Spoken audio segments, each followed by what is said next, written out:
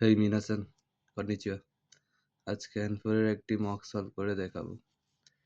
প্রশ্নটি হলো কিমুরা সান গা সুকুরু রিওরি ওয়া নানি গ্যাপ ঐশি, অর্থাৎ কিমুরা সান যাই তৈরি করে তা গ্যাপ ঐশি মানে সুস্বাদু।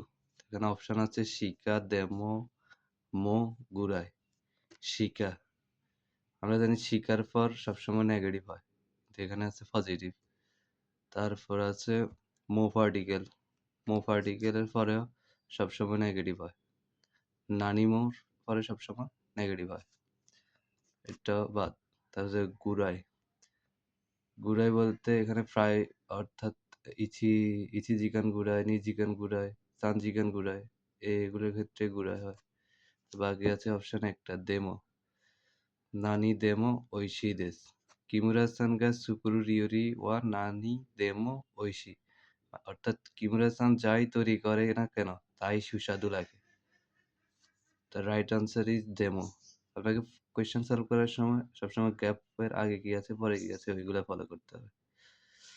সায়োনারা, আল্লাহ হাফেজ।